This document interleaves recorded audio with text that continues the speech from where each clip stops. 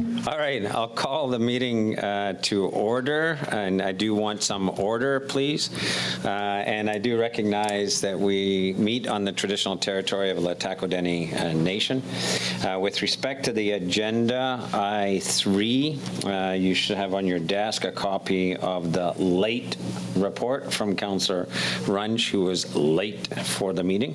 K1, there's no new attachment there, but attachments were available online. I just had to read that. Okay. And then K5, just a late presentation on the Indigenous Interpretation Project. You have the project report in here, but we've got some color slides to show you of some of the potential outputs. I believe that's it. Correct? Okay, so with that in mind, motion to approve the agenda. Councillor Runge, so moved. Councillor Rudenberg, second. All in favor? Any opposed? Carried. Okay, then we have presentation. This is, Laura's been sweating about this most of the day, I think. Okay. So, Mayor, I'm actually going to start this off. Awesome. Okay. So Council's 2021 strategic plan included the goal of enhancing community engagement.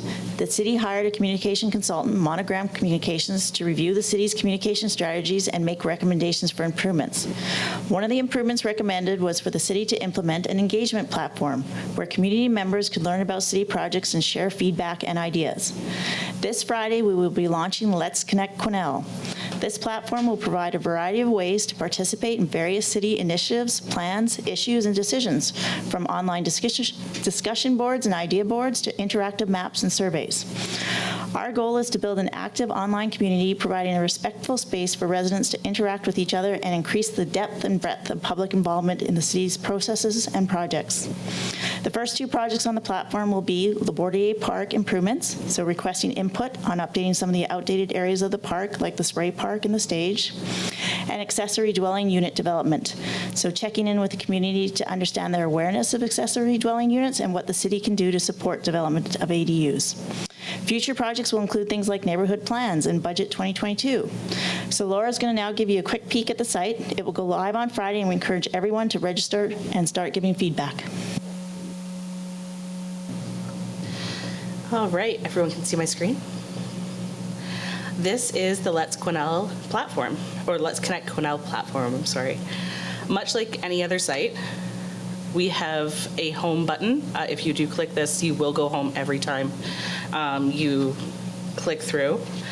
I'm going to just take you through a very light preview of the site and some of the functionality that we have within it. So in the navigation pane, or in the navigation bar, we have a link to quesnel.ca, much like we should. A home button, an about button, which actually links to a project page about engagement. A Why Connect FAQ button, which will bring you to an FAQ page that will help people that are new to the site figure out why we're engaging with everyone and how we're registering everyone, what questions are being asked, and so on and so forth. We have a projects button, which brings everyone to all published projects, and in the future there will be archive projects. So when projects are completed, they will move into the archive projects where people can view the results of those projects. And then we also have a sign in and register area. On the home screen, we go through with a little bit of an introduction about Let's Connect Quesnel, and then we have a call to action for registering. The registration is very important. That's how people are able to engage with the site and engage with the city and other residents. In the registration area, we have a few required fields, such as username, email, password, and then are you a resident of the Cariboo Regional District, City of Quesnel, or other? And then we have a couple not required areas that just collect a little bit of general demographic information. such as gender, age, what type of resident you consider yourself, and are you able or willing to subscribe to the City of Quesnel mailing list. Moving down the page, you'll see our current projects. This area will grow as we add more projects in the future.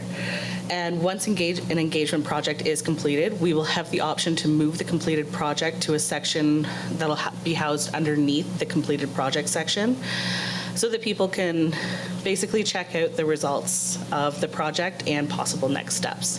I'll go into the actual project pages after I review the homepage. Further down the homepage, we have the ability to add key dates. Here you'll see we added the Labordier Park engagement period and the accessory dwelling unit survey, as well as frequently asked questions. These are also collected through the frequently asked questions page. Another call to action for registering, and then our just basic terms and conditions for all of our policies and support. We also have links to all of our social media accounts. So going into our current projects, I'll be basically just doing a brief overview of the projects and how we've laid out the pages. Each project will have its own unique layout depending on the project and the types of engagement it needs. And I'll also review the engagement tools activated for each project. So public engagement at the City of Quesnel, we did add this as a project because it is something that we are talking a lot about at the city, and it's the reason why we're launching this platform. So on this page, you'll see public engagement at the City of Quesnel, just a brief description about what we're doing here, why we're collecting information, and how we're going out to the community to engage. A little bit about what is Let's Connect Quesnel. And here you'll see a questions tab. So this is the engagement tool that we activated for this page. It's a questions tool. You can register to submit your questions. If you're not registered, you won't be able to submit your questions. Right now, I am going to go through and sign in those so I can show you each one of the tools as they're presented.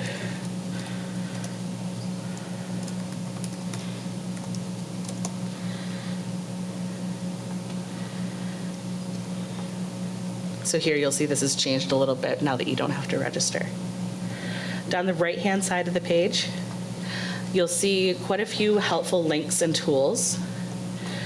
Projects to participate in. Here we have added the current projects that are live on the site, so the ADDU Development and the Labordier Park improvements.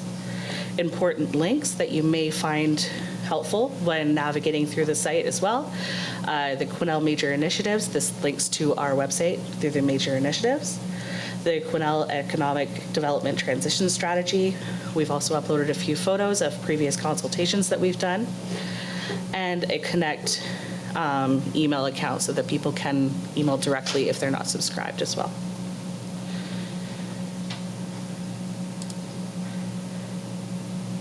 So going back to the home screen, I'm going to bring you through the accessory dwelling unit ADU development.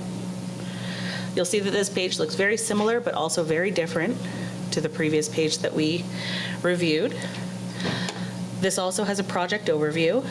And I didn't mention this in the previous page, but we do have the ability to share all of these pages and the engagement types through our social media accounts or through registered users' social media accounts if they choose to.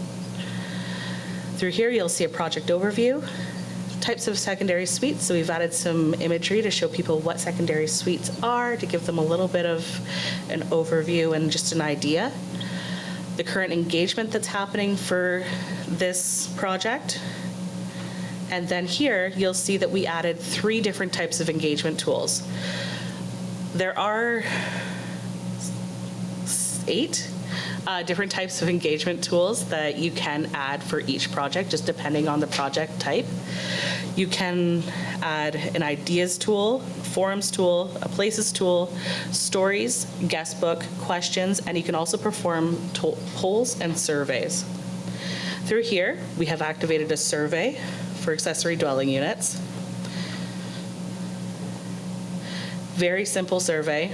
You can add quite a bit more information, and these can go on separate pages, just depending on how long you want this survey.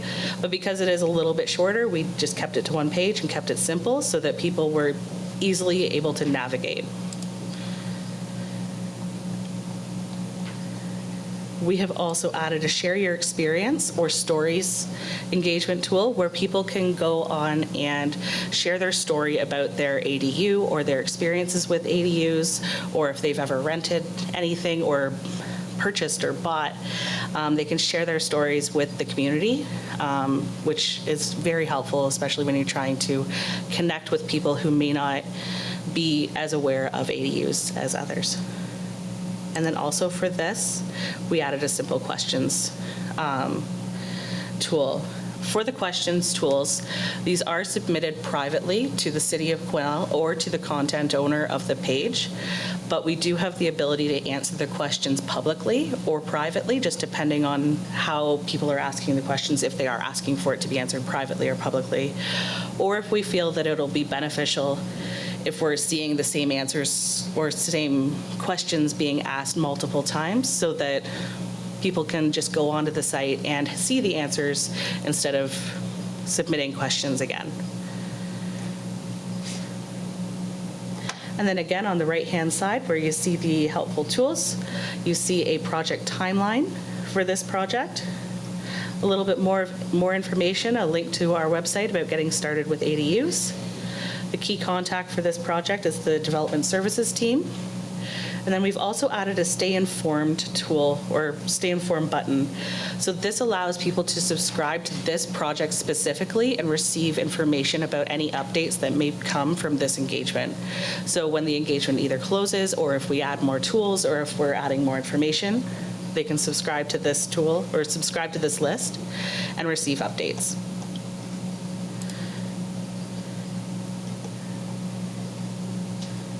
Now moving on to LaGuardia Park improvements.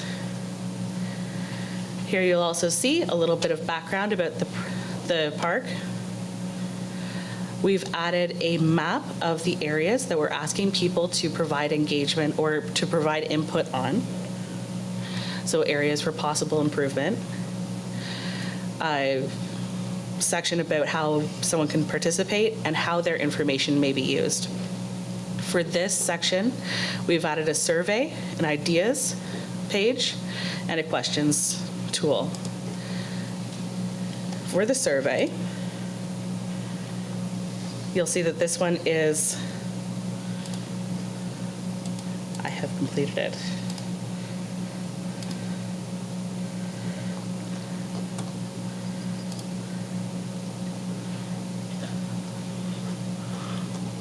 One moment. I have completed the survey already, so it's not letting me do it. Open it in incognito. Sorry. Open it in incognito. Yeah. So in the survey, it asked people specifically about the project areas that we outlined on the project page. So it asked people what they would like to see for the spray park, what they would like to see for the green space or connectivity trails, what people would like to see enhanced on the bandstand, and what people would like to see for Rotary Park. This allows people to actively contribute their answers as well as provide more input to us as to what they may want to see in future projects or improvements. It is actually a really good survey. There is also an ideas area, which is a very neat tool. This allows people to submit an idea that they may have for a certain area of this project. So say someone saw a fantastic spray park in Alberta when they were visiting, and they wanted to share this idea with the community or with us. They could write down their idea and a description and even add photos of examples that they have seen.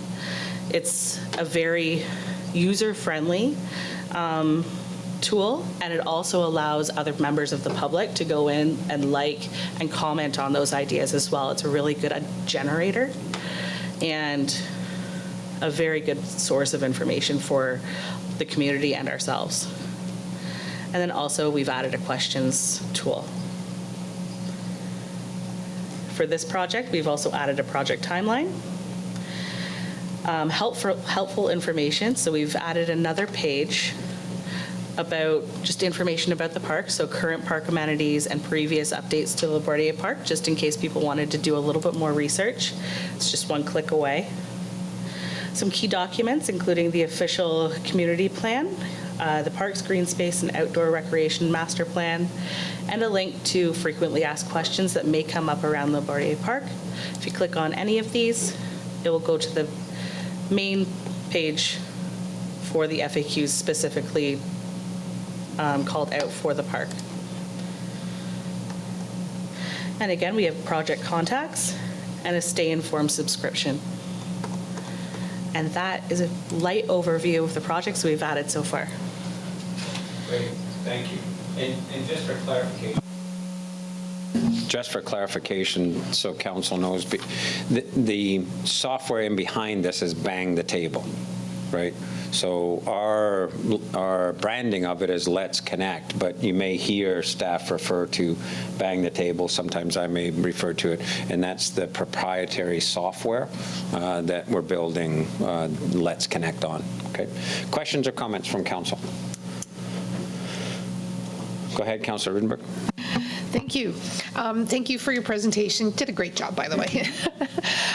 So I like the fact that you actually have to sign in. You actually have to be a person, not a robot or whatever, and that you're not really anonymous. I like that it's tied in the fact that, surveys, sometimes people like to do them 2, 3, 4, 5, 6, 12 times. The fact that once you've done it, right? The ability to share on your own personal social media, that's a really cool piece to that. You can say, I've done this survey on LaBordier Park. You hit Facebook and it shows up on your Facebook page. I like that. And the FAQ section, that might preempt some of the conversation, because we've already seen some of the chatter around one of those surveys that will go live. And so when you have that FAQ piece, it might kind of go, okay, so here's the facts. I may have a question on the fact now. I actually understand what's going on. So those are very good pieces to have in there. I'm really I'm excited to see how this unfolds. I think this is a really cool piece for the community and for council to move forward on all our projects and get them to understand what's going on, rather than last minute and going, oh, I didn't hear about that. So very good. Thank you. Sir Elliott. Thank you very much. And that was a great report. And ditto to everything that Councillor Rudenberg said. We've been trying to, we've been doing so many initiatives in the city, but everything that we've talked about the last couple of years is trying to engage more.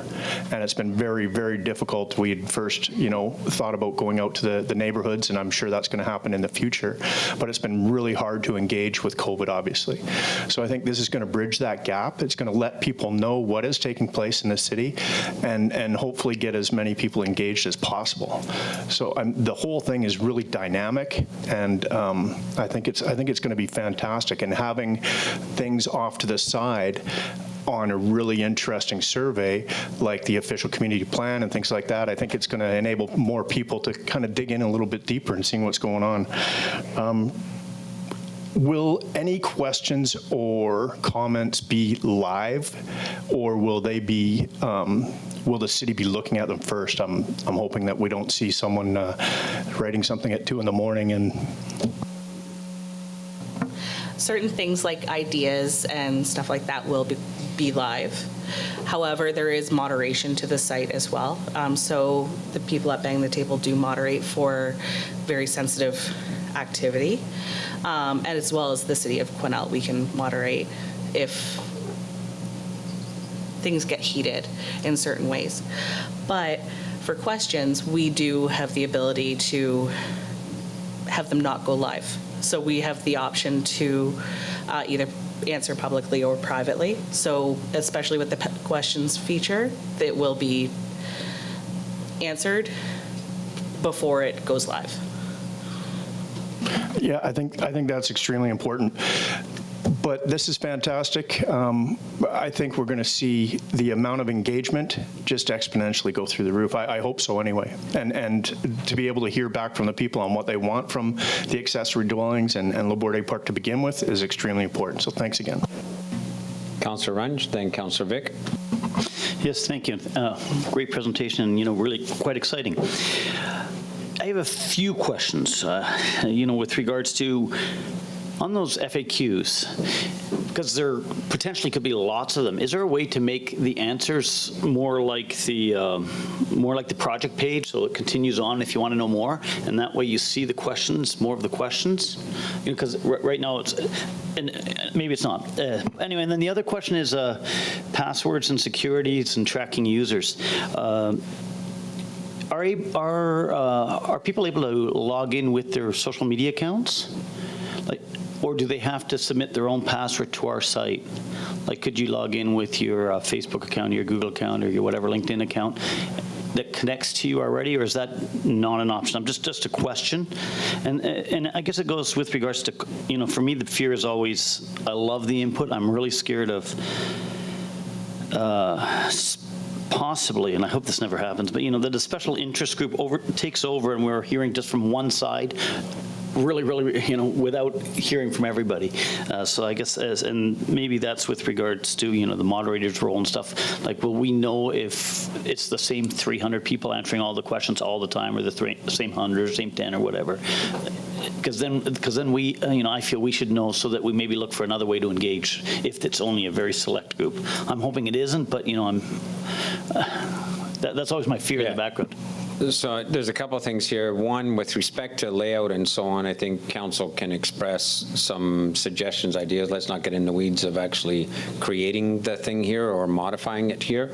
With respect to the security question and the login question, I saw Director Bolton lean in. So for the registration, they do have to create their unique registration for this site. We don't have the ability to use Facebook sites or anything like that.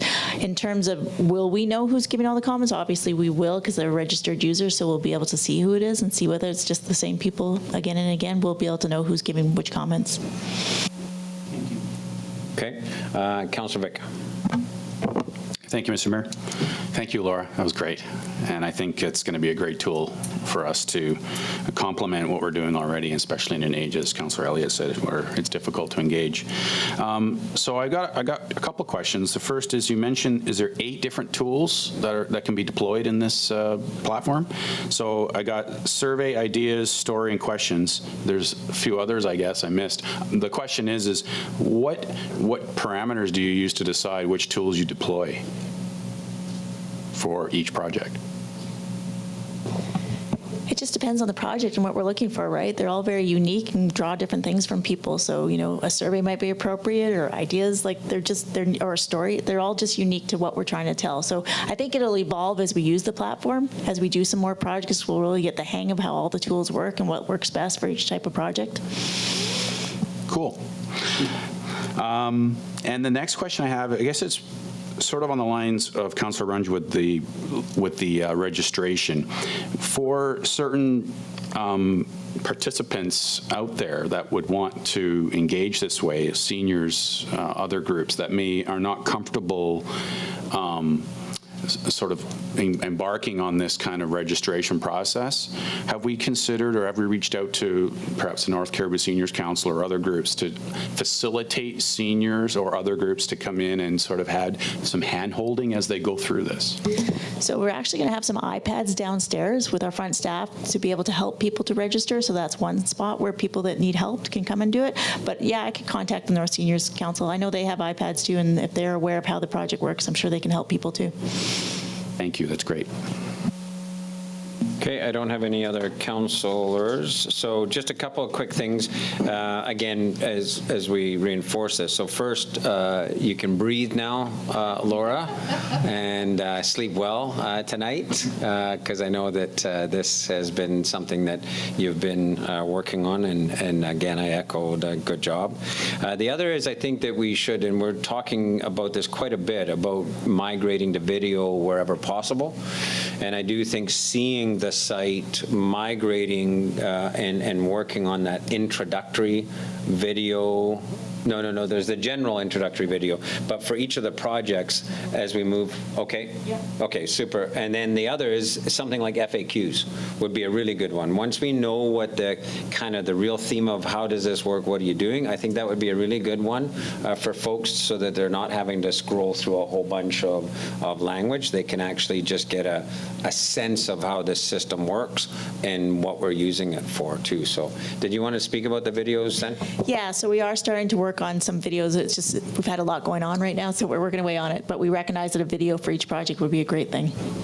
Great. And I think we're doing a general video that's about our transition strategy, except for our web page that can point back to the main context for why we're making the kinds of investments and moving in the direction that we're moving. The other is a question on the register with respect to filtering the data, and it kind of gets to, you know, some of the things here about data filtering. So when can we query it in the case, for example, of the Laborde Park project? Can we query the data that we get? What are residents of the city of Quesnel saying versus what are residents of the CRD saying? So you've got that filterability? Okay, that's super. And then the other is there's a little bit of language inherent that I saw where it's using screen name and user ID. That should be rationalized. We should decide what we're using there. I just picked that up while you were scrolling through, so we should use the one term. And I think as much as possible when we move into projects like this, accessory dwelling unit or ADUs, Tanya knows what that is. The rest of the people going, what the heck? But the descriptor's fine, but I think that kind of catchy sort of phrasing, something that sparks attention is something that we need to do, because we're so used to it being inside baseball kind of,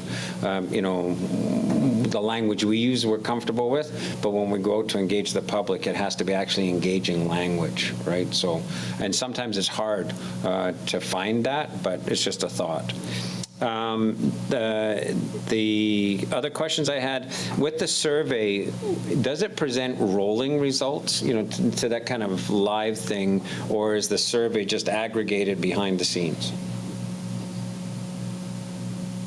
Sorry, live results. So sometimes you go online and you do a survey and it's showing you the rolling results. So you answer your questions, and then what pops up afterwards is what everybody to date has said about that. And then with our budget survey, for example, we just aggregate behind the scenes, so you only do your input and then we report out at the end. At this point, I believe it just aggregates in the background, especially because the Laborde one, actually, they can write in answers. Yeah, So okay. there would be no way to aggregate it yet. Yeah, so I think on some of them, it would be good to see if the tool allows us to do that. Yeah, that's an interesting thought, Because it's yeah. an immediate feedback to the community about Yep. how things are going. And you've already mentioned with respect to the questions and the story, does the story have public-private? So they can tell us a private story? I'm thinking especially about rental, right? Because with our maintenance bylaw and everything else, if they've got a horrific rental story, they may want to use this platform to tell us it, but not necessarily broadcast it. At this point, the stories are live, so we could add a disclaimer. Yeah, I think you Yep. might want to do that, because in that domain, we may actually have some pretty horrific stories out there. And you may actually, in the disclaimer, say if you've got, you know, issues that you wish to report to the city formally, use this email address, right, as opposed to doing it that way. And then I did have staff, when we were looking at this initially, particularly in the Laborde Park one, put in some language around the fact that when we're collecting this data, it doesn't mean that people are necessarily going to see their input in the final product. Right? Because especially when you're looking at big capital projects, you know, people aren't sitting in this room trying to put a budget together. Right? So you can get, I remember going over and talking to Voyageur School when we were looking at the Patchett Street playground. And the kids, I think they were a grade 3-4 class, and the kids said, well, instead of doing one playground, why don't you do a playground in each of our backyards, right? And, another one wanted a big Ferris wheel and all that stuff. So we had this dialogue about what's A, physically possible, and B, what's affordable, right? And sometimes when we do these kinds of things, that's not necessarily what the person's got in mind. So your idea of pictures of a spray park are phenomenal. There are some great spray parks around, but we will have two issues there, notwithstanding affordability. We're going to be land crunched. That footprint and what we can squeeze into that footprint is going to be a real challenge for us. So the fact that we're asking for the feedback, I think what I often say to folks when we end up agreeing to disagree on something is, it's not that I'm not listening. I've heard you. I don't agree, or it's not something that the city can do, right? And so we've put that kind of preface in there. And then the final comment I'll make, just because George is here, and because the Rotary Park piece is in here, one of the issues, this is only one of the tools. I think we're talking about a householder potentially to promote this and to outline the project, so that will be a mailer to every home that pushes them in this direction, but also gives them the information about it. And to Councillor Elliott's point, getting back hopefully to town halls and other venues that we would normally use. But politicians are in a weird, and we'll all be there, in a weird damned if you do, damned if you don't scenario, because you get beat up if you've done something that you haven't done a lot of upfront consultation. And then in the case of Rotary Ball Diamond, we're just asking a question, and it's, oh my God, the fix is in, they're going to do this, they're going to do that. And one of the feedbacks you're going to get is, I should be out of town on tarred and feathered and fired and, whatever the case may be. And really what we're saying is we're looking at that park holistically, and one of the areas of that park that takes up a big footprint is Rotary Diamond. So what do we think about that, right? So that's it. But be aware of that. And I think it's important for us as a council, when we engage with people, is to make sure we're ground truthing that engagement at all times, right? Because we don't have unlimited funds, and we don't have unlimited space to do things. So, Councillor Runge. Yeah, I think following up on that, thank you. Going forward, because I see this being used for budget processes and things like that, but our data, our demographic data that we're collecting is actually very sparse, right? We're only asking for the name and if they live in the city or out of the city. But when we do budget survey questions, we have to make sure that in that survey we ask questions that lead us to the answer that we want to. Where before we might have had, you're a city, we knew that it was a person from the city. Here we may not know if they're just doing the survey, because it will be aggregated afterwards. No, that's why I asked the question of whether we can filter the data as to what did the city respondents tell us versus the CRD respondents. So that filter is on there.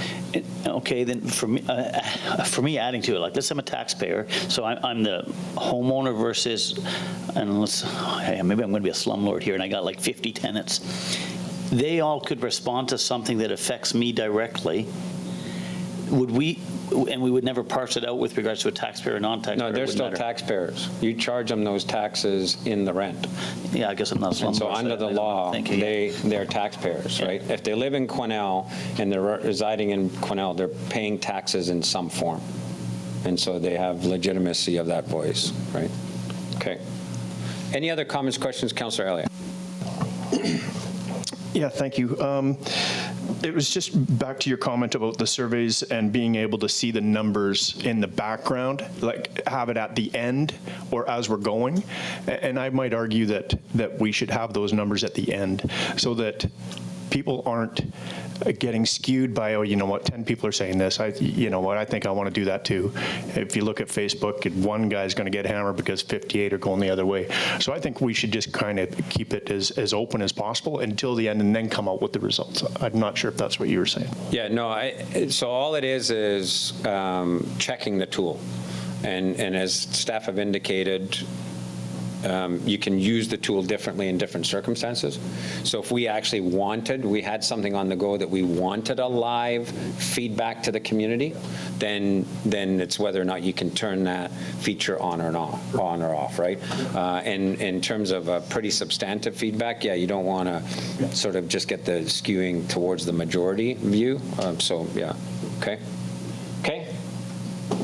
Excellent. Thank you very much, and I look forward to the results that we start getting in from this.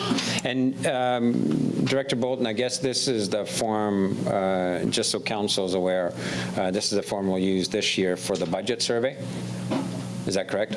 Yeah, I'll be discussing it with the FSAC, but I think it's the best format for it, for sure. Yeah. Super. Okay. Okay. Good. Thank you, Laura. Okay, back to the agenda then. Moving to Executive Committee, Councillor Vic.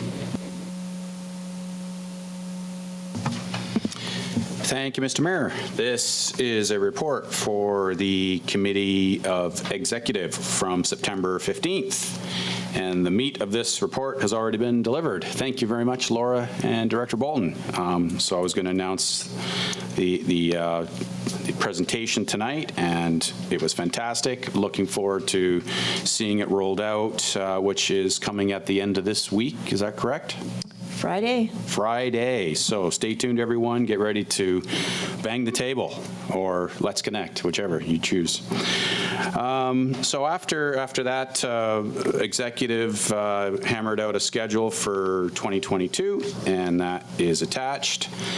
And then we went to discuss a letter that City Manager Johnson shared with the committee pertaining to our interconnector project. In that letter, the ministry has advised us that they've decided to prioritize recovery work in the Caribou region as a result of damage caused by flooding and landslides, and to not advance engineering work on the interconnector project at this time. Mayor Simpson indicated that dialogue with the ministry will be sought, and we will press for more information on this decision. So obviously there is more to come on this. And lastly, we heard from Director Bolton regarding a replenishment order of protective gear, specifically masks for city employees, as the first round of those were handed out ages ago in the opening phases of the pandemic. So executive felt this was a reasonable request to replace that, those masks for employees. And the total cost for every employee was, for that PPE would be $3,800, and executive felt that was appropriate and it falls within budget. So we moved on with that. And there's one resolution coming out of that the committee, I'll move, that's appropriate. Yeah, we don't need to do it here. We just need to let them know, right? Each of the committees just affirms their own calendar. I don't believe we need a motion of council, do we? We did last year. Okay, so then go ahead. Okay. So I'll move that that council adopts the meeting schedule for 2022 for executive committee. Can I have a seconder, please? Councillor Rudenberg, second. Any questions or comments just on the resolution, and we'll come back to the report. Okay, all in favor? Any opposed? Carried. Okay. Any questions or comments on the report? Okay, just an update on the interconnector discussion. So I have had direct communications with the minister. We had a very long conversation about this, and it is a juxtaposition of looking at the next stage of the interconnector project is just really an internal budget issue for the Ministry of Transportation to take it to the project level stage. So they've done the preliminary design work, the preliminary assessment of whether it's a feasible project or not, and that's been accepted and approved by MODI executive. The next stage would be then for the MODI to then go and expend the dollars, and I believe it's 1.5 million or something like that, to then turn it into an actual engineered project that could eventually, once funding became available, be put out to tender. That's what's delayed, and it's delayed because the internal budget for our region is pressed with all of the road blowouts that occurred. So the conversation I had with the minister was, we need this to be seen separate from the ongoing costs. We don't want an internal bookkeeping issue to get in the way of us advancing this project. So the city manager's been in touch. We have a new project team lead, which I believe is good for us because she's been with us from the very beginning through the initial work we did, the Front Street project, the Racing Road project. So it's great to have her be tasked with the lead, and we're hoping to have a staff to Modi staff discussion. And then the minister's asked me to get a letter to him outlining the desire for us to have a special circumstances to keep advancing the interconnector project despite all of the money that's being expended in the Caribou-Chilcotin with all of the other road projects that are on the go. Okay, so it is a work in progress. Councillor Rudenberg. Do you need a motion then for that letter? No. There was no resistance from the minister other than they've only got so much money to work with, but he got clearly that the interconnector project advancement is of a different nature than the expenditures in the ministry. So if they are going to do something, they're going to have to do something, through Treasury Board or some special circumstance. So that's what we're working on. Councillor Elliott. Thank you, Mr. Mayor. I want to thank you very much for the update on that because, it's something that obviously we've been talking about for decades. And just because, roads are blown out in the other areas around the city, and I know that's extremely important. But like I said, we've been talking about this for a long time, and it doesn't just affect us in the city. This affects the whole province and the whole transportation. So thank you for that. It's a bigger picture than just the city, and I hope we can move it. Yeah, and the characterization of it with the minister is exactly that. We can't afford to have the right transportation solution and project be put aside because of a bookkeeping decision. We need a transportation decision, right? So that's what we're working to get back to. Okay? Go ahead.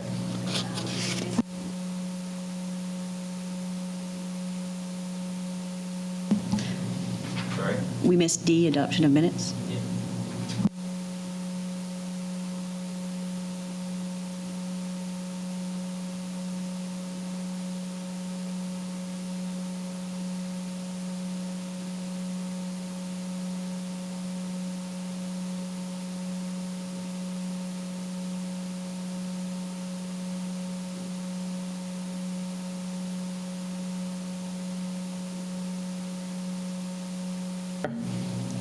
Any opposed? Carried. Thanks for catching that. Okay, next, my report from Public Safety and Policing Committee. And so you'll see it's a brief report. We had a meeting with Bylaw, RCMP, and staff. This was in advance of the passport coming in to just talk about how we were going to handle any kind of enforcement issues. The only tool that we actually have is a business license tool. But we will take the lead from the lead agency, which is Northern Health. So if there is a business not complying with the public health order to the point that Northern Health is going to ticket or address the issue, then they are technically then in non-compliance of their business license because the business license requires they be in compliance with all laws. So that's the path we're on. This was one of the major topics of discussion when all of the mayors had a conversation with Health Minister Dix. Bonnie Henry was on the phone, etc. We believe, in fairness to all businesses, that they should be more stringent in compliance than less. And we already have some complaints to that effect in town as well. But all of the mayors were saying, and I think the Chamber of Commerce has put out a notice that they want more stringent compliance because it's patently unfair to businesses that are doing everything they can to comply, adding additional costs, adding additional burdens that right beside them is a business, operating similarly that's not complying and not bearing all of those additional burdens. So, but again, we will not initiate our tool until Northern Health initiates their compliance tools, okay? Any questions or comments on that? And you'll note that we continue to meet as a committee, and because it has to do with property in camera, we're still working some problematic properties, particularly calls for service, et cetera, and when we can report that out to council, we will do so. Okay. All right, that's my report. And then this is one of the late item reports. So the Policy and Bylaw Committee, Councillor Runge. Mayor, sorry, I need you to move the schedule. Oh, again. So can I have a mover and seconder for the schedule? Councillor Vic, so moved. Councillor Runge, second. Any questions or comments? All in favor? Any opposed? Carried. Okay, PABCOM. Thank you very much, and I'm glad you guys all had an hour to read it. My apologies for getting this to you guys so late. Anyway, this is the report for the council meeting on for PABCOM meeting on September 16th. So we actually had some great discussions there, and the first one was our asset management policy. We had a review and discussion. The asset management policy is included in the report. So some of the changes, so discussed and proposed amendments to the asset management policy CF9 and the creation of a proposed checklist to consider when making asset purchases so that we don't get caught with things we never thought about. And some of the changes to the checklist that were discussed included addition of a building inspection for new capital projects, addition of a project partner and a potential partners list, addition of a section that identifies the potential of the project to contribute to or to change capital plans in relation to other projects, and addition of a section to identify projects that have a phased approach with regards to project completion, just so that we can check those things off and realize what's going on in the long term. So the proposed amendments, so there's it's below. I don't know how we want to go about this now because it was so late. All right. So proposed amendments to the business license number 1810 of 2016. We reviewed and discussed the proposed amendments to the following sections of the business license bylaw. That's okay, we haven't. So this is just an iterative process. We didn't give council the business license bylaw because it's going to come back to PABCOM. Yes, sorry, I thought that, okay, so anyway, so then this looks, so the committee recommends that staff make a few further revisions, and it's going to come back to us in the future with some of the changes. I wasn't sure if we were going to just bullet them for everybody here. Okay, and then we also have Policy and Bylaw Committee attached the annual meeting schedule 2021, and we recommend the following attached schedule that is following on page 3 of that report. Our final topic was the Quesnel Heritage Garden. We got a letter from the Quesnel Heritage Club, where they offered to help the city with basic maintenance and upkeep of the community garden at the West Fraser Timber Park. We agreed to accept their proposal of support and also agreed that Public Works will still oversee general maintenance. And so we have the recommendation is the asset management policy moved by myself and seconded by Director Turner, and resolved that the Policy and Bylaw Committee recommend to Council the amended asset management policy CF9. Can you move that? So I'll move that. Yeah, moved that for council, seconded. Councillor Rudenberg, questions or comments on the asset management policy recommendation? Seeing none, all in favor? Any opposed? Carried. Okay. And then the second recommendation is our committee meeting schedule for 21-22, which is attached, and I'll move that also. Okay, moved by Councillor Runge, seconded. Yep. Councillor Elliott, any questions or comments? All in favor? Any opposed? Carried. And just for clarification, while it reads that the committee agreed to accept the garden club, it was actually just an internal dynamic, and all that staff were doing was just running it by one of our committees. But staff have the ability to engage in those kinds of relationships with volunteer groups. So it was, I just didn't want council to have the sense that a committee made a decision just on the fly, so, because that would have to come back to council. Any other questions or comments on the PABCOM? Okay. Moving into staff reports. Okay, the next, the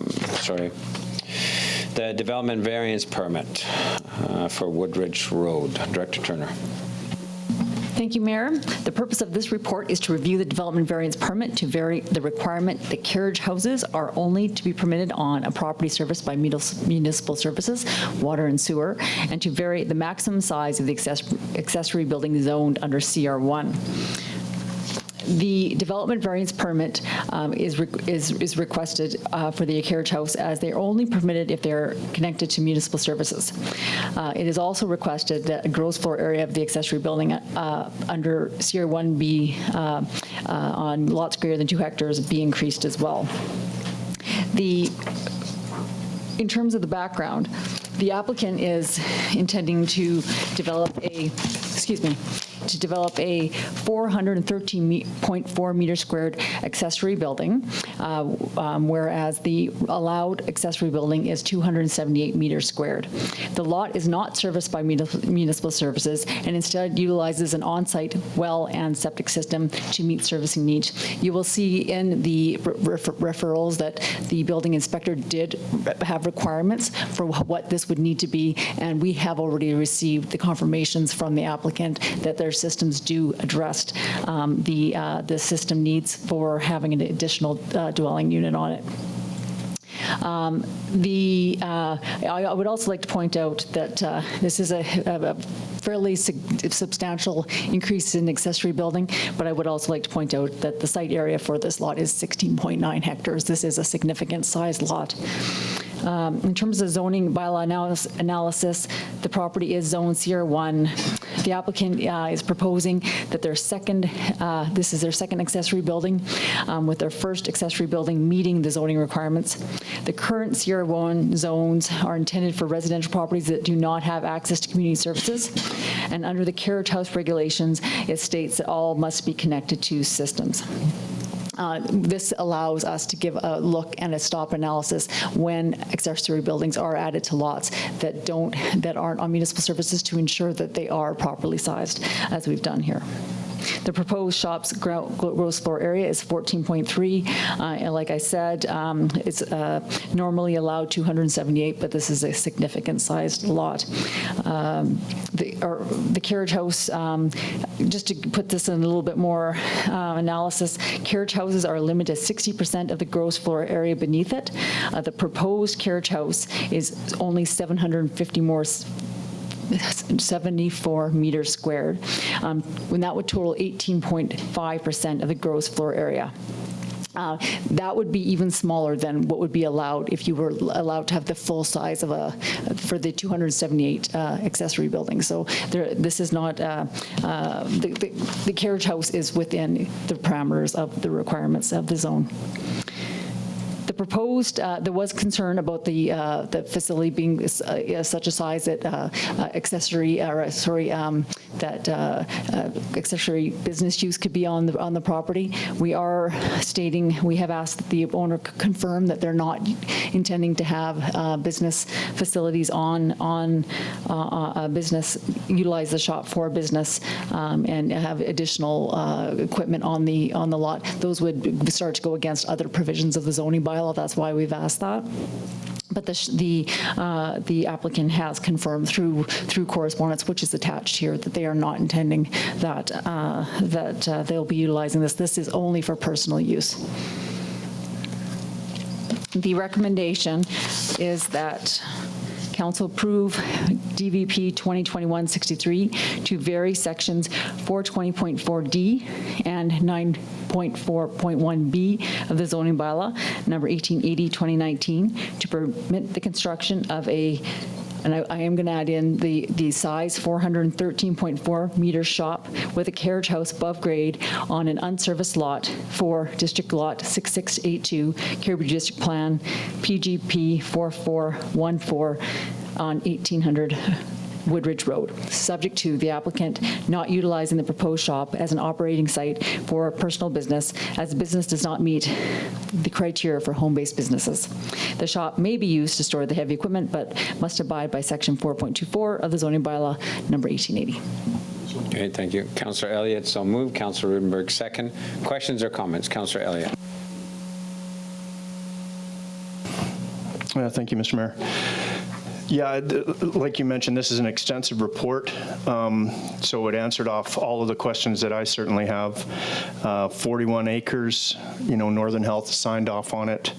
I'm good to go. I think there's been a lot of work that's been put into this. But the question that I have is just on the policy as far as being hooked up to municipal services. Okay, besides this one, in the future, is this a policy that is specific to us? Because if we're pushing for ADUs or accessory dwelling units, maybe this is something that we want to look at if we have that kind of control, or is this something that we have to look at every single time? That is what we recommend, is that we look at it every single time. This is a very significant size lot with lots of capacity, and well, every lot is different with respect to water, but we found out that the water is sufficient here. We definitely want to look. We have other smaller areas, very small lots that are not hooked to services either. So if you start adding additional density in those areas, we should be looking each time. Thank you. I just thought, if we were to set the line at, 5 acres or something like that, because in South Hills we've got a number of, anyway, you answered my question. Thank you very much. Any other questions or comments? So on the motion, all those in favor? Any opposed? Carried. Thank you very much.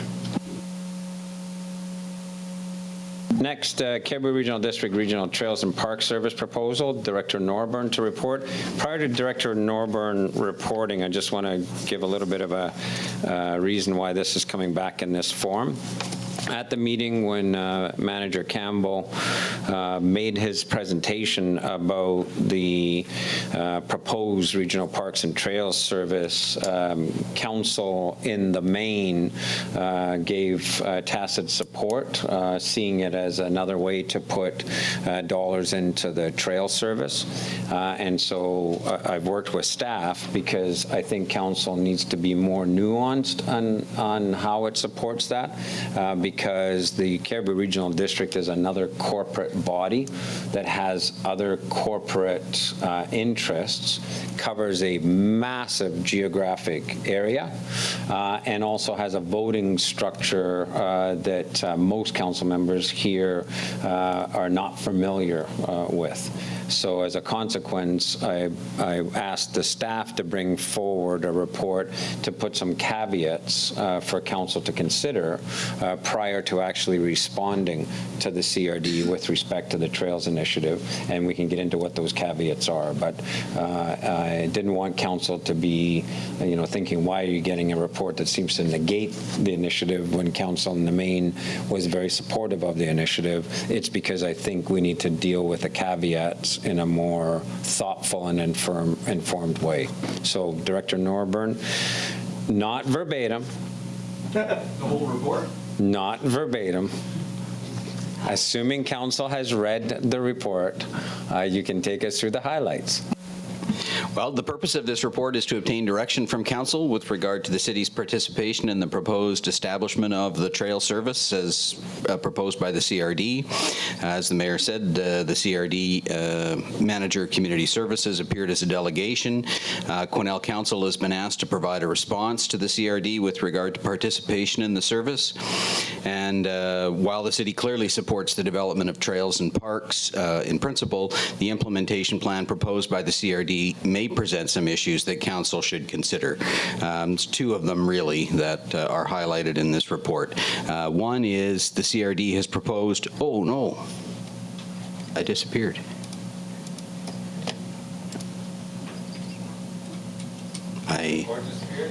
Yeah, I clicked a button and I disappeared for a second here. Just, sorry. I do have a print one here, but then, yeah.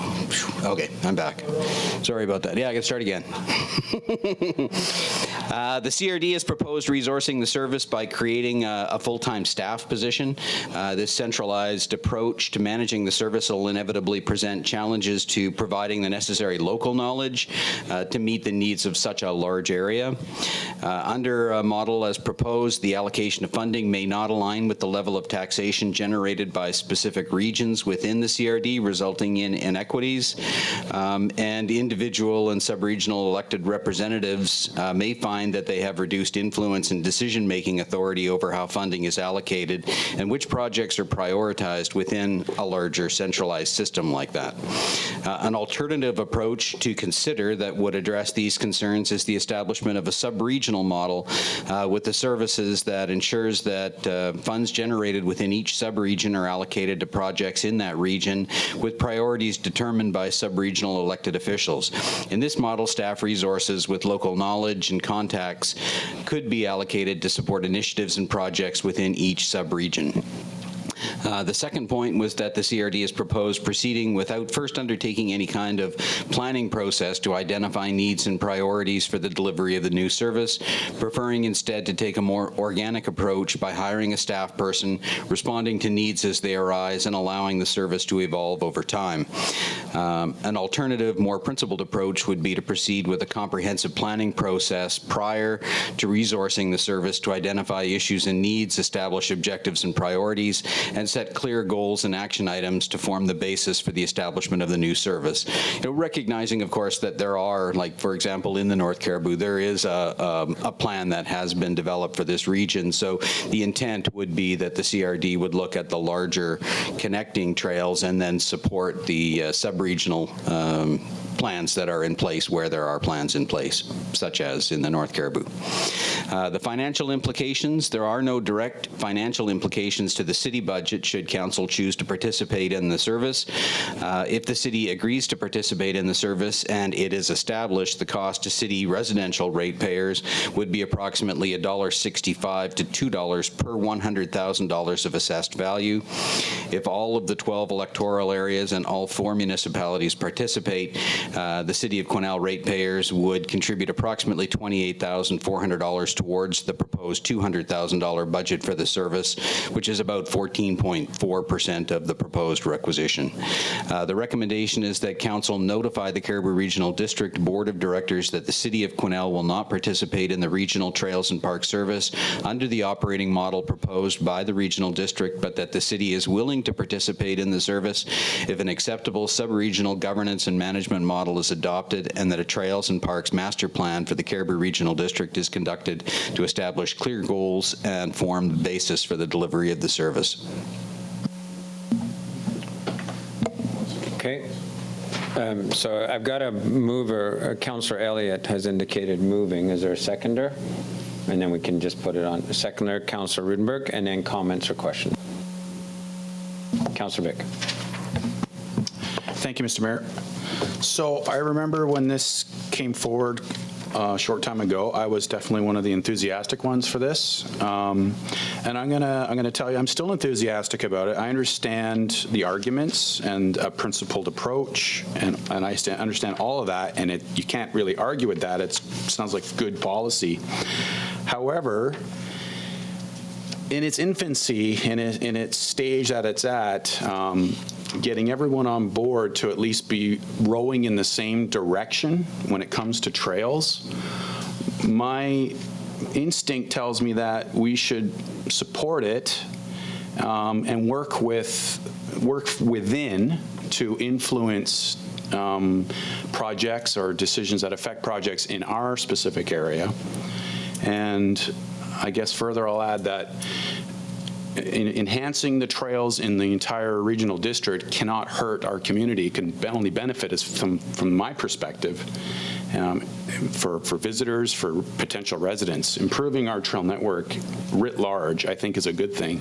And for really a relatively modest amount of money, I think it might warrant a test where we agree to participate for a limited amount of time, and if it plays out as it's intimated here, then we opt out.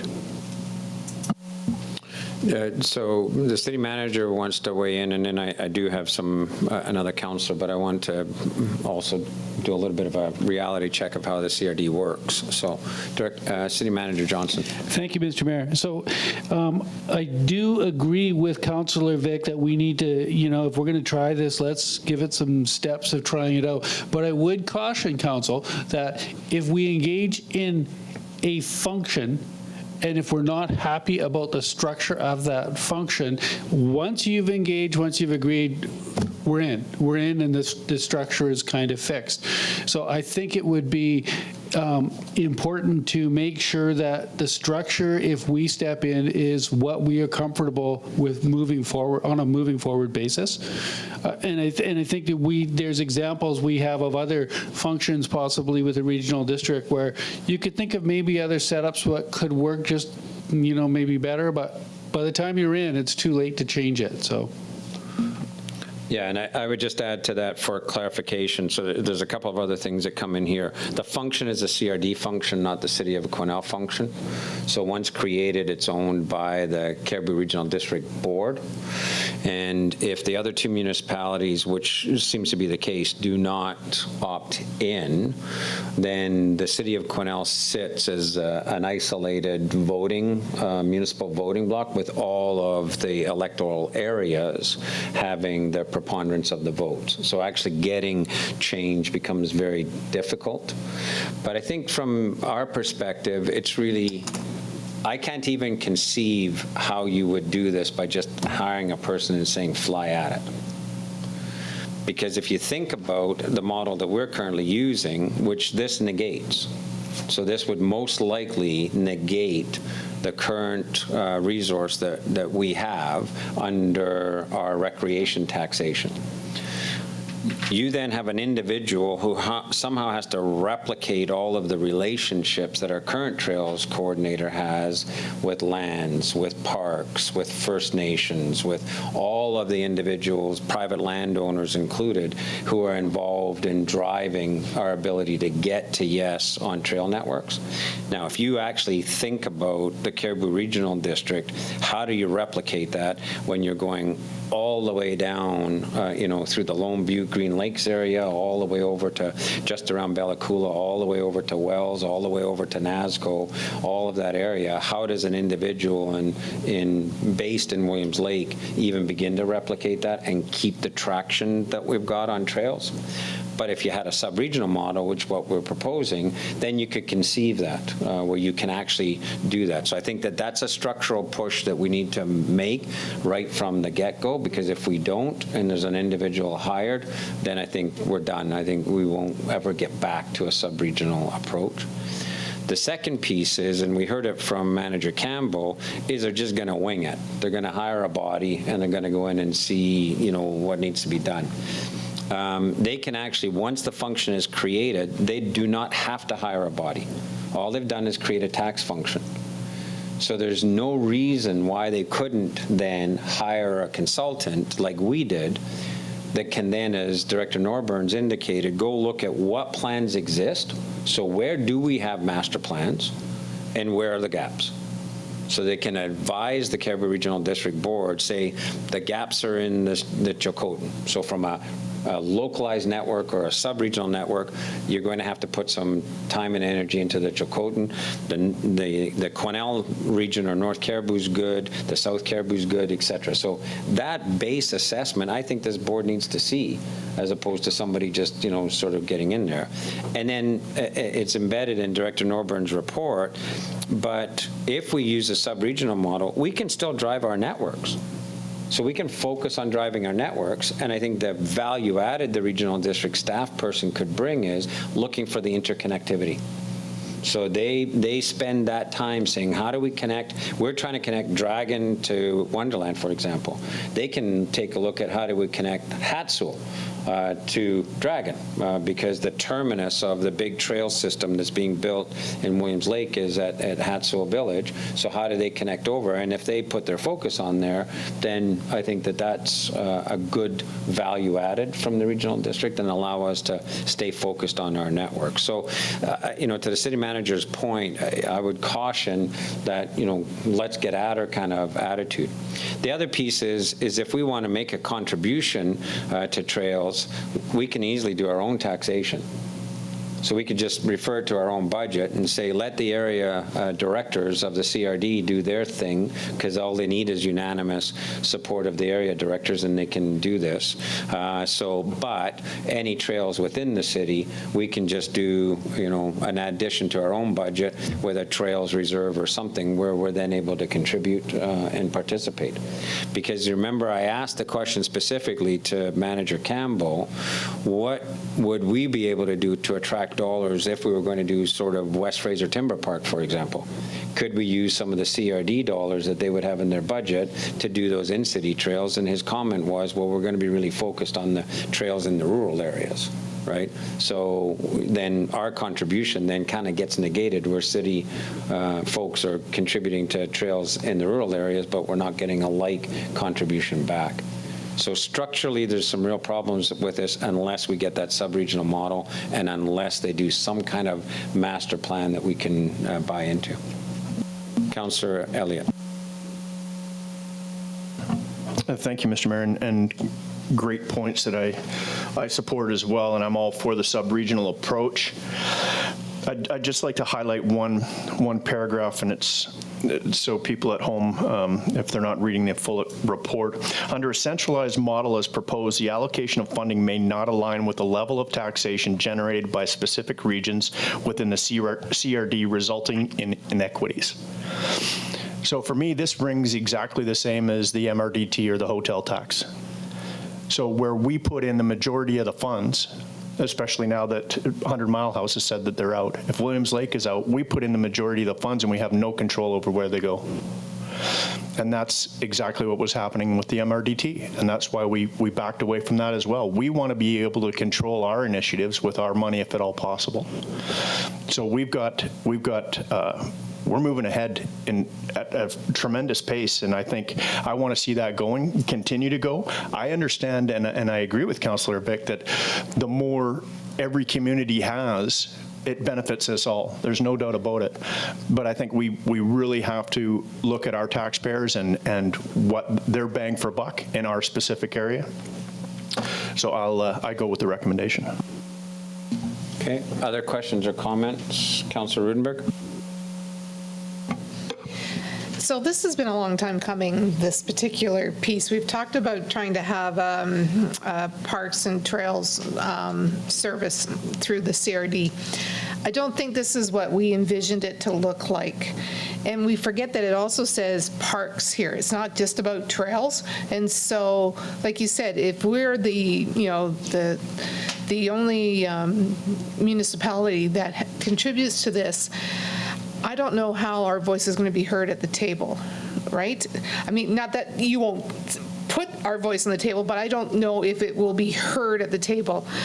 I truly don't believe this is what when we envisioned what a Parks and Trails service would look like, that it would look like this. And for me, if you're looking at a $200,000 budget and $100,000 is going towards a person and their equipment, like what does it say here, training, et cetera, that's 50% of the whole budget.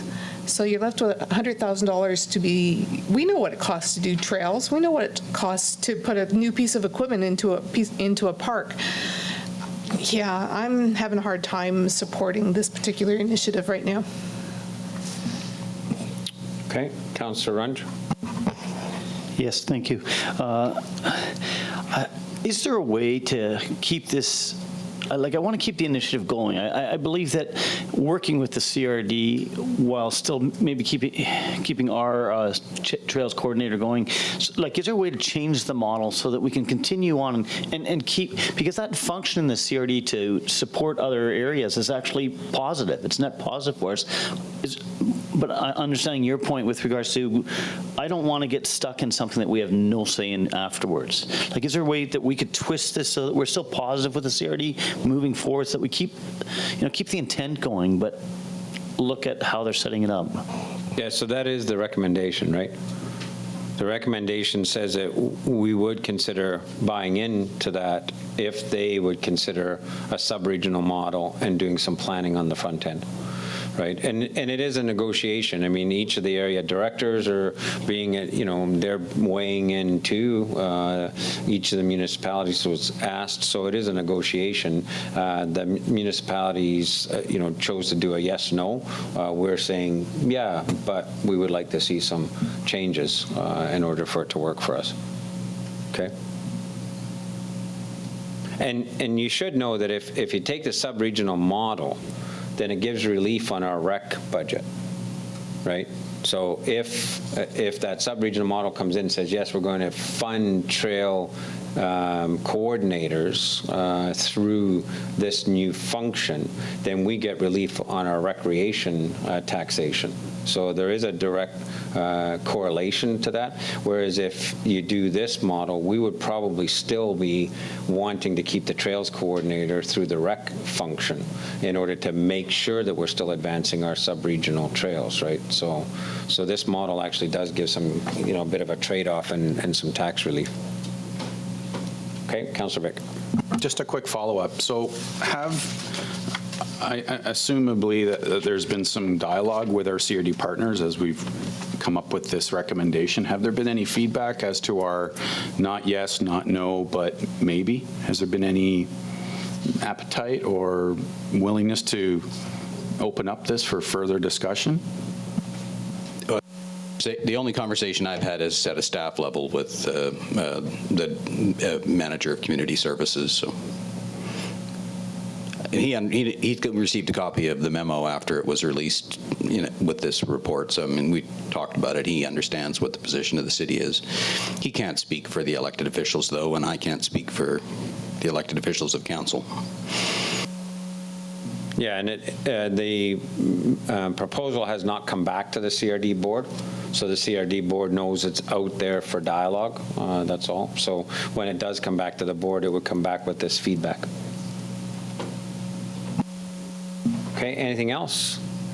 So just to be clear, the motion is not opting out or anything. It's actually saying we are willing to consider opting in, but we're checking to see if they would consider a sub-regional model and some upfront planning before they start doing some staff.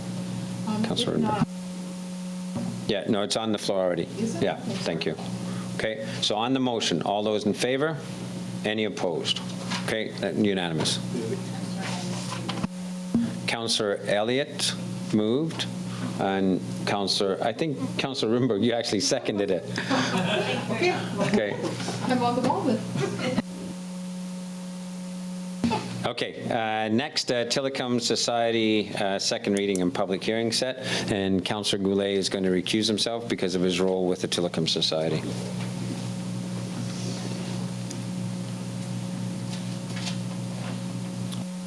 Go ahead, Director Turner.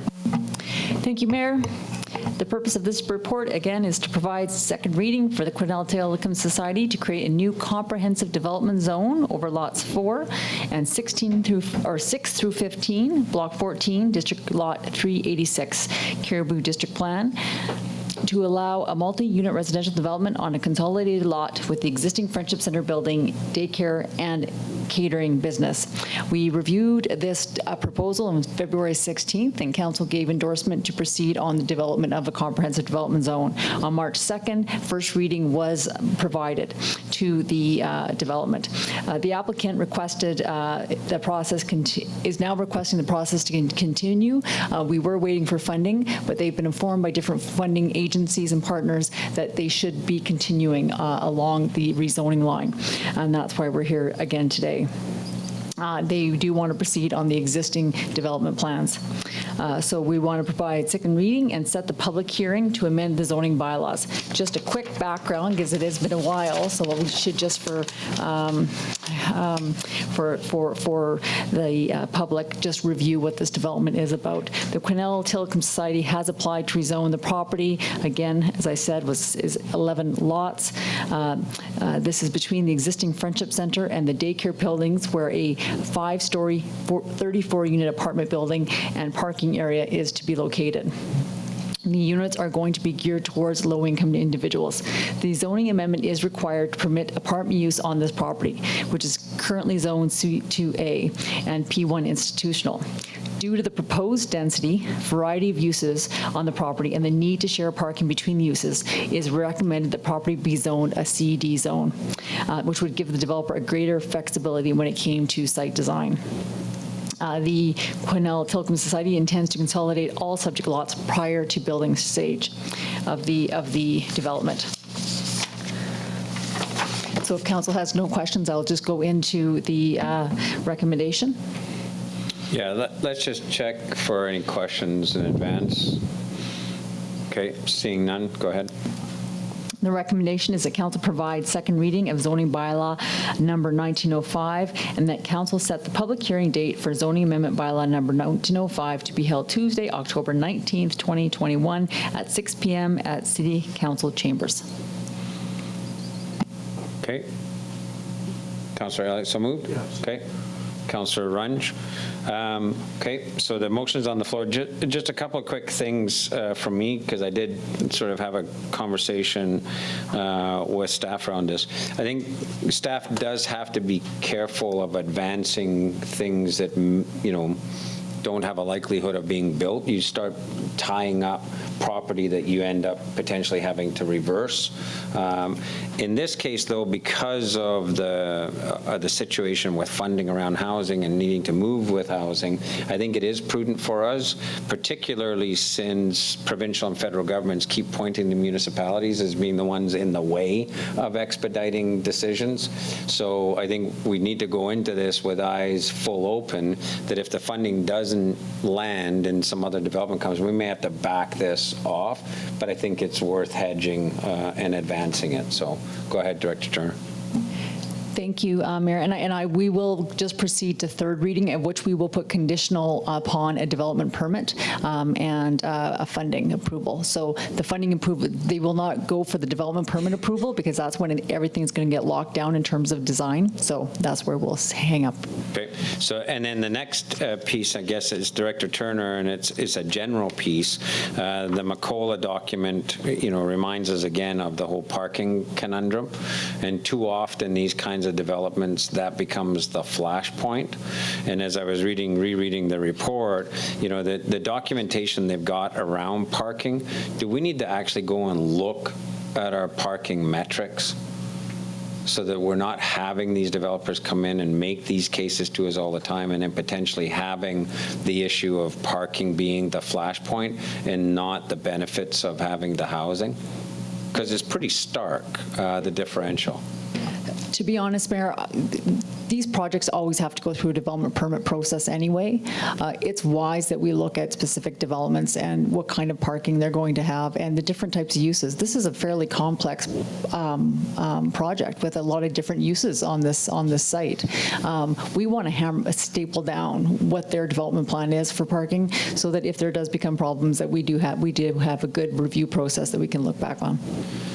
Fair comment, but again, I think it's something that maybe PABCOM or somebody has to look at, a committee of council needs to look at, because yes, it's worth looking at all of these projects, but we can also undermine projects making parking the thing.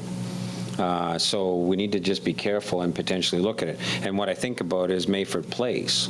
The situation in Mayford Place of the, the number of stalls that were required there, and the issues around that, to have, 4 more units in there, 5 more units in there, is a heck of a lot better for our community than a bunch of unused stalls, right?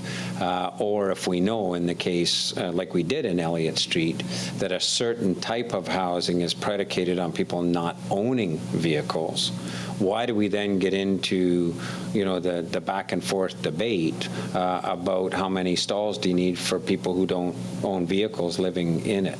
So it's just a thought at this point about revisiting it. To be quite honest, I've never known it to be a back and forth debate. They've provided rationale, and we've taken that to council, and it's been approved in most cases. So Director Turner, I'm not meaning to put you on the defensive. This is not about you. I'm talking about back and forth in the community, right?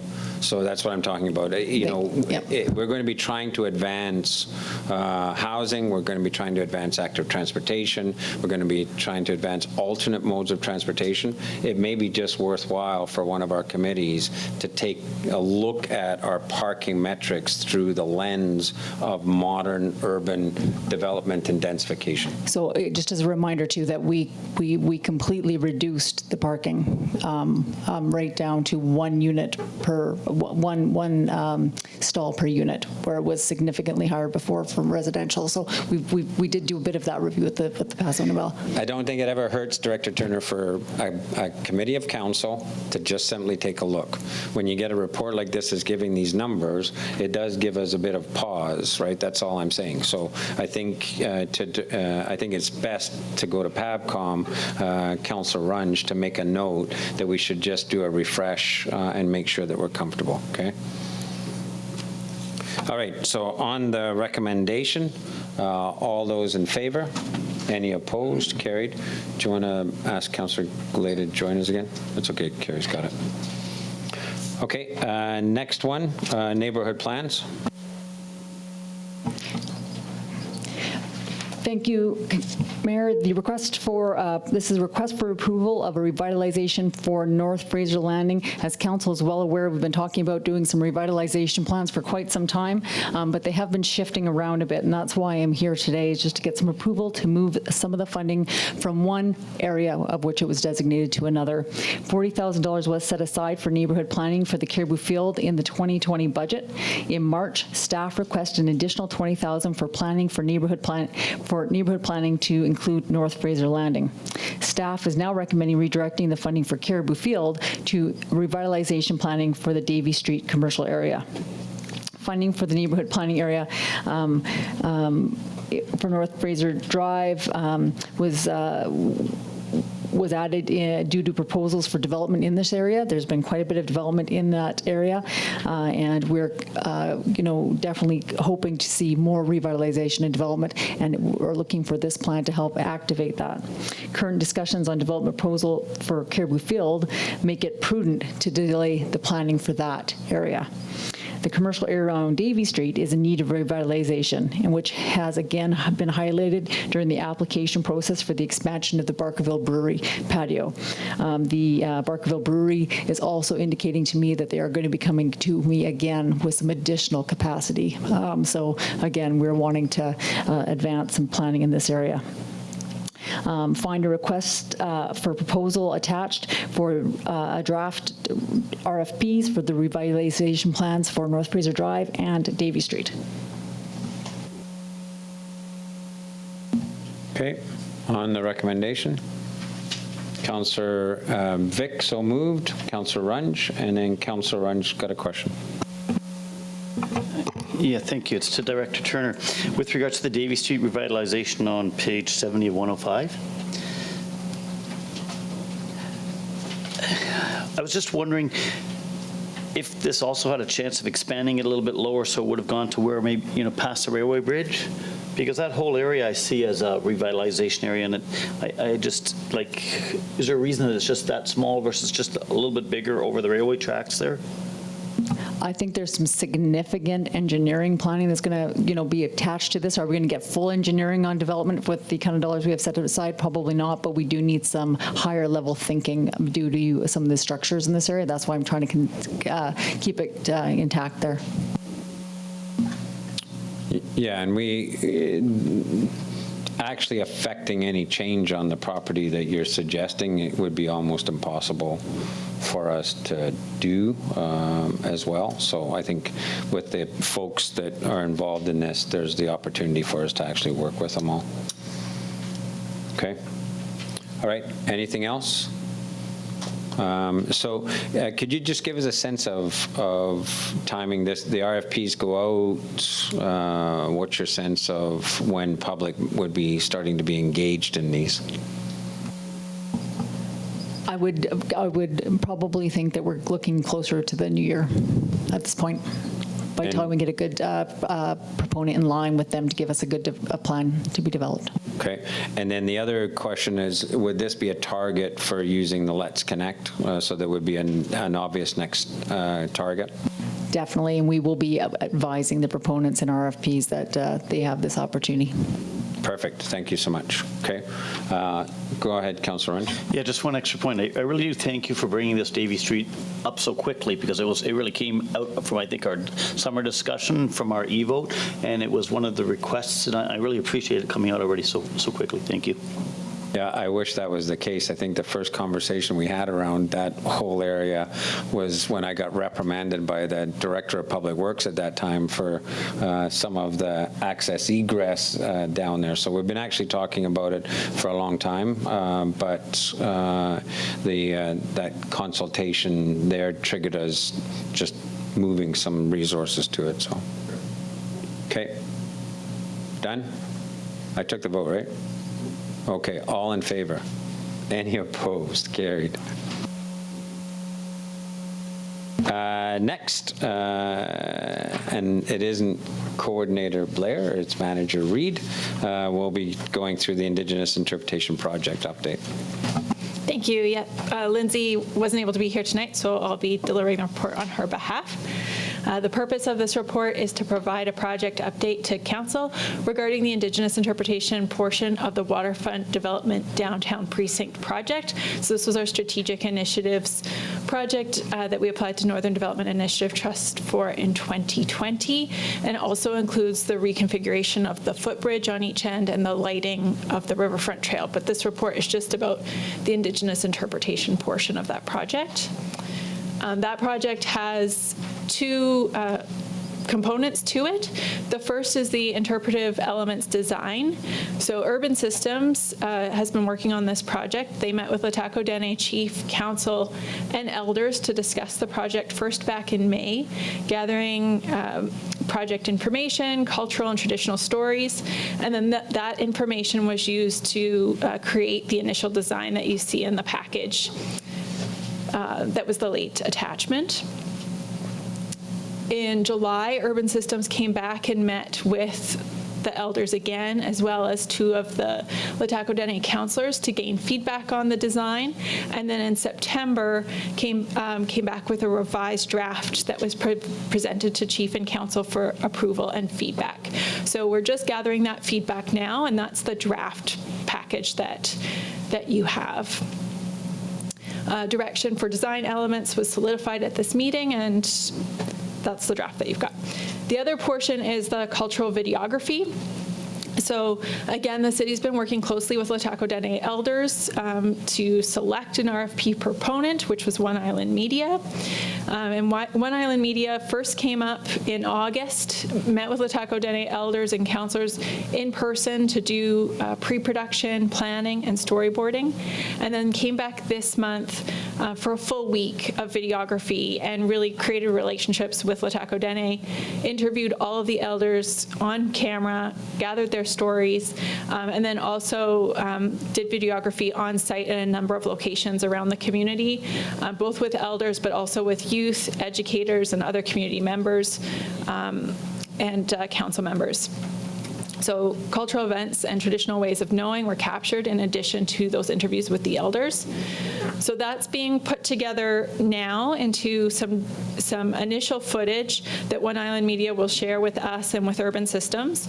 And Urban Systems will use that interview footage to create draft text that will go onto new interpretive signage for the Riverfront Trail. And of course, working with the elders very closely in the LHTAKO DENE Nation to make sure that we get those stories right. And then One Island Media will also then work with city staff, LHTAKO DENE Chief, Council, and elders to edit the video footage into actual video deliverables that can be used in the museum and archival use. They could be used in the future cultural center. They can be used on social media in small clips, or it could be used for educational purposes. So the city and LHTAKO Dene Nation will both have access to the final deliverables, and we'll have a hard copy of those for our use in the future. And this report is just for information, and Ria's going through all of that, yeah.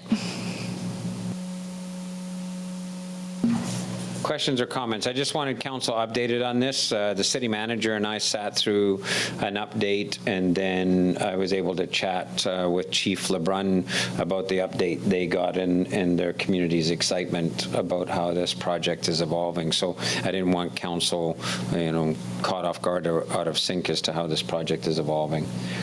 Questions or comments from council members? Okay. Okay, good. I think the key for us is to make sure everybody understands this is a funded project, the actual outcomes are not. So now that we have these drawings, et cetera, we will be shopping around. And we've effectively got a shovel-ready project now, almost. We've got lots of work to do in terms of the actual writing and so on. But we've got something that we can now shop around for actual funding to implement on the Riverfront Trail. Okay? Good, okay, thank you. And as I say, Chief LeBrun and I have had a couple of conversations about this, and he's just thrilled with how both the process is unfolding as well as the product. Okay, next one, then the residential school commemoration. Thank you. So the purpose of this report is to ask council to contribute council initiatives funds towards planning improvements to the amphitheater park on St. Laurent Street in collaboration with city's First Nations partners. So currently, the city only has a small plaque in Laborde Park to commemorate the victims of residential schools in Quesnel. The amphitheater park next to City Hall and the library is a quiet space that could be reconfigured to commemorate the victims of residential schools and for gatherings and reflection focused on the residential school experience. Planning for this space will be done in full collaboration with local Indigenous communities. Initial conversations with the chiefs of the LHTAKO Dene, NASCO, Liskus Dene, and ESDLA indicate that reconfiguring the tiered gardens to seating, sharing the story of local Indigenous experiences with residential schools using interpretive signage along the wall of the building, creating a mural on the retaining wall on St. Laurent Street, and the installation of sculpture could be welcome improvements to the space. Urban Systems have experience working with local First Nations, and they're working on the Indigenous Interpretation Project I just mentioned, on other projects, and have suggested a budget up to $31,450 to do the consultation, prepare a project brief and site objectives, develop concept alternatives, refine the preferred concept, and develop a Class C cost estimate for improvements. And up to an additional $12,000 is suggested to cover costs of honoraria and meals during the consultation sessions. Planning would start this fall and conclude in the spring. The recommendation is that council allocates up to $19,855 from the current council initiatives budget and up to $23,595 from the 2022 council initiatives budget to complete the planning of the residential schools commemoration project.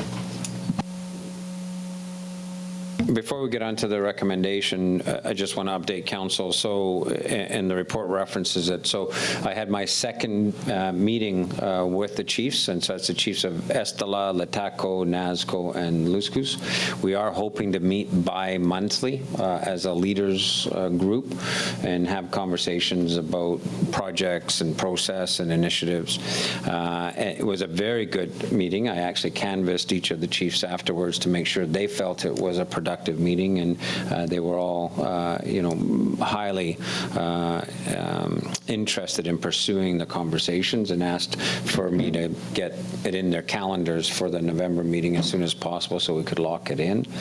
When this project came up, all of the chiefs were thrilled that there was the potential place for gathering, for healing, for commemoration, and B, be that we would embark on a collaborative process for the design of the space. And some of the chiefs indicated that they may be able to make contributions towards both the design and the implementation. And that's why this is an up to for council, because in order for us to engage urban systems and get it going, we need to give urban systems a surety that the money is going to be there. And I would like, as much as possible, with council's affirmative on this resolution, should council do so, to get it as early as possible in the spring, because it would be a great project for us to look at trying to have in place for the next National Day of Truth and Reconciliation, if at all possible, depending on re-engineering. But we also talked about even if we could evolve it.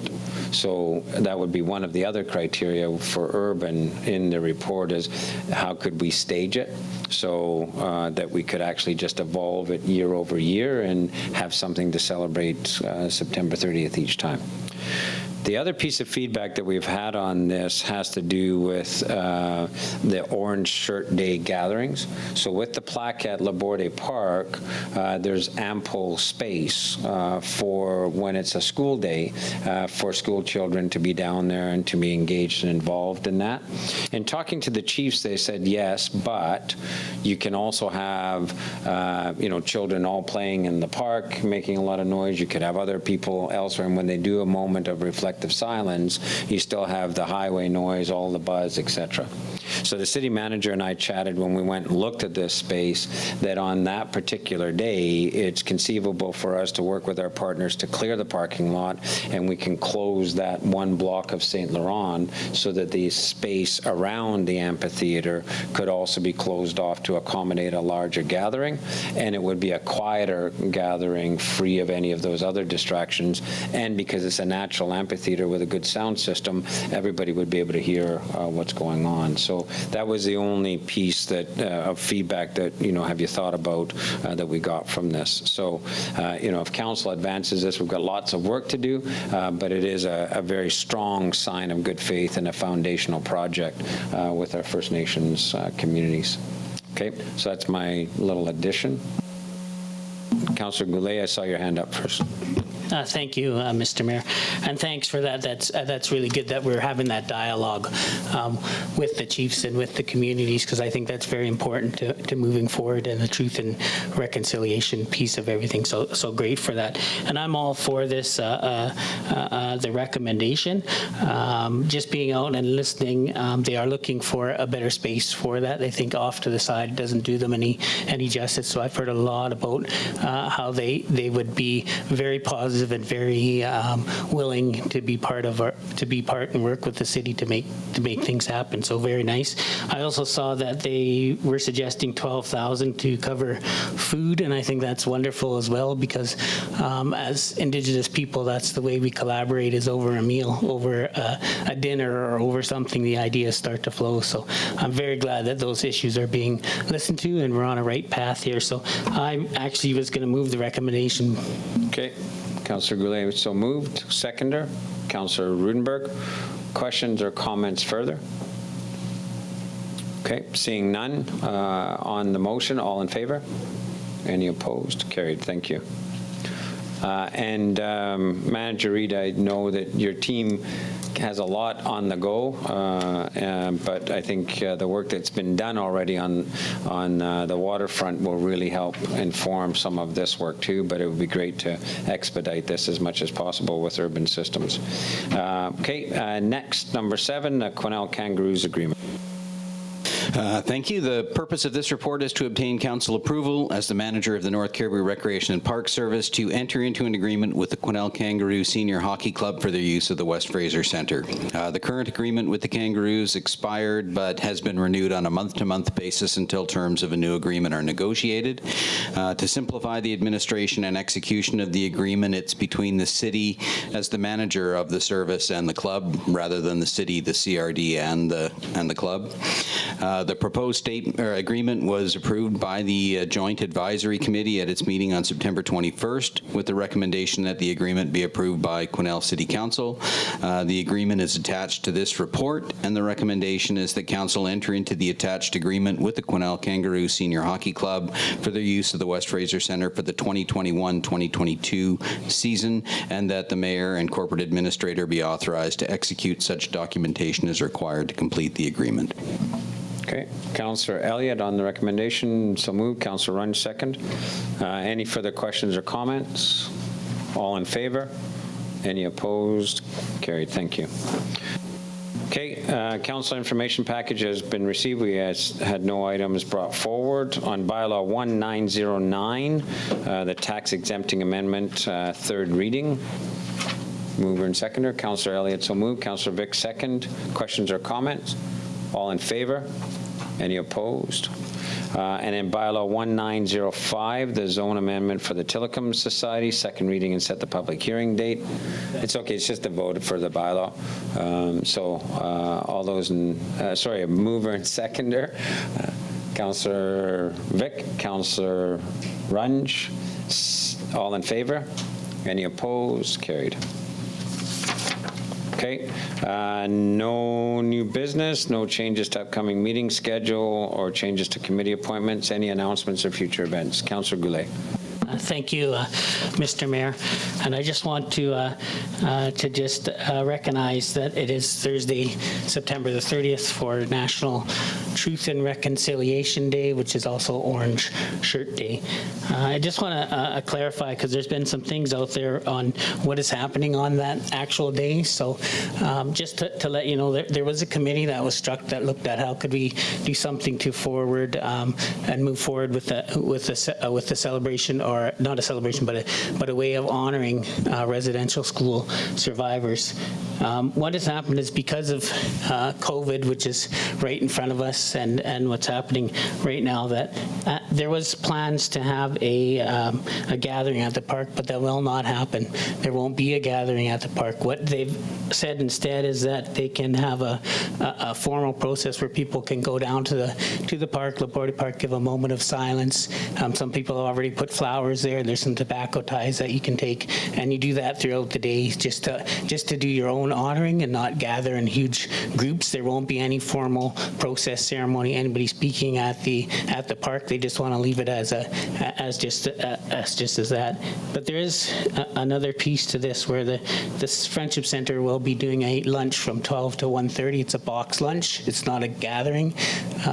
We are going to do a traditional stew and bannock, which you can come and get and spend a few moments just having a chat, checking in, and off you go. It'll be COVID safe, and I think it'll be able to accommodate that. So we have done lunches like that in the past, so we are pretty safe and pretty COVID that way. So, and then once again, that's a way of honoring and saying we still appreciate you, and I think there's a way to do that. So I just wanted to put that out there because there was some confusion on what was actually happening on September the 30th. So, and once again, I'm saying it's COVID is, I want to blame COVID and put us into this predicament, but I'm sure we'll be out of it soon. But I wanted to, and I pull it up, Phyllis Wedstap voiced, and she had a very good quote that she said, "September 30th is a day to learn and listen with open hearts and minds to the stories of residential school survivors." So that's what she's saying, and she herself is saying, let's just remember, reflect, listen, and be part of those discussions. So thank you. Thank you. Any other announcements or events? And so I would just comment on behalf of council, because we are on the path of reconciliation with First Nations communities in the area, that I do hope that people use this first day as a point for reflection. And I think particularly with the findings of the remains of children at these schools, it's of particular importance for us to reflect on that. And of course, as we all know, we're waiting to see what the results are of the school closest to us down in the Williams Lake area. So I think it is an important opportunity, but as I stated in one of my previous columns on behalf of council, we need to find a way forward together. And so remembrance and recollection and doing the right thing with the surviving victims and the children who did not survive residential school should be a trigger for us to figure out ways to be able to move together and to reconcile as an active enterprise, not a passive enterprise that only looks over our shoulders. So with that in mind, I would ask for a motion. Oh, sorry, gallery questions. Not to disrespect our esteemed Fourth Estate. No gallery questions. Move adjournment. Councillor Runge, Councillor Rudenberg, all in favor? Any opposed? Carried. Thank you, everybody.